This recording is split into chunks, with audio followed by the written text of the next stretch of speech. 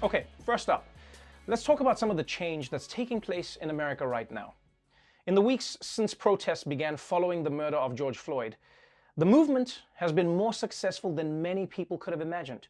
53% of American voters now say that they support Black Lives Matter, when only 2 years ago, it was around 40%. Multiple major corporations in America have now said that they are actively going to diversify their workplace and hire black people who they've previously discriminated against for so long. And millions of white Americans are now desperately trying to find a second black friend. But one of the biggest shifts in America is something the country has been resisting for 155 years.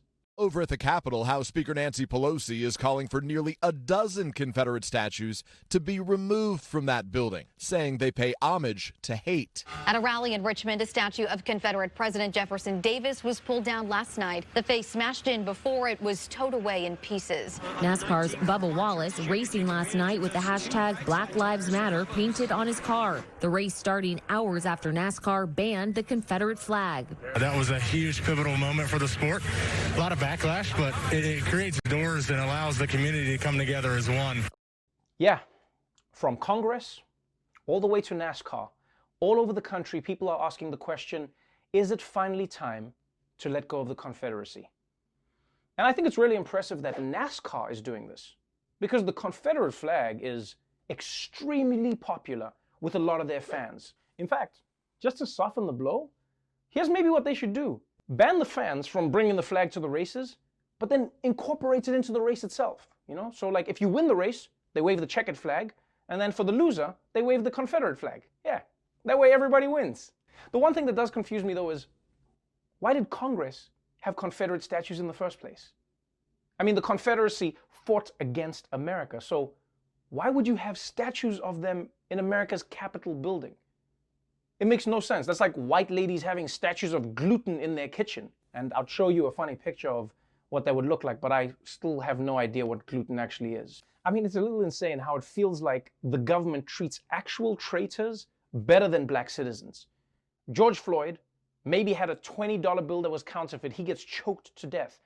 The president of the Confederacy was responsible for 500,000 dead Americans, and the response is, well, let's ask the quarry for the finest piece of marble. We got to remember this guy. So more than 150 years after the Civil War, the winning side is finally deciding it doesn't need to keep celebrating the side that tried to destroy them. And one step that the Pentagon is considering is renaming military bases that are named after Confederate officers. You know, names like Fort Bragg in North Carolina, Fort Hood in Texas, and Fort Slavecatcher in Georgia. I don't even know how they let that one pass. But what's interesting is that while the military thinks that this symbolic move can help race relations in the ranks, the commander in tweet strongly disagrees.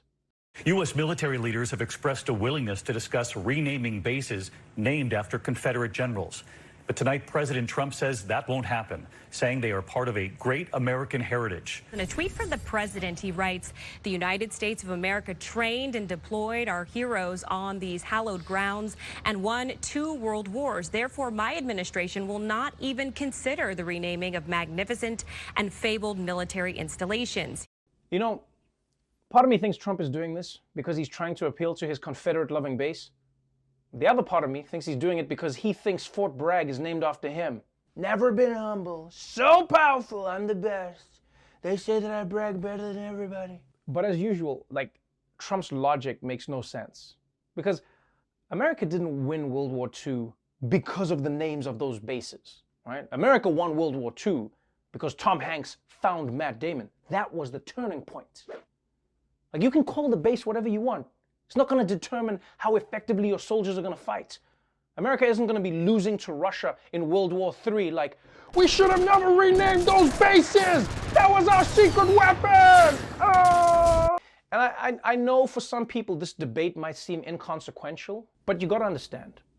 The reason the military generals are open to changing the names of these bases is the same reason that NASCAR is doing it. They want the military to take a unified stand against racism. And they want to show that the American military stands for all Americans, including the millions of minorities who have served within its ranks.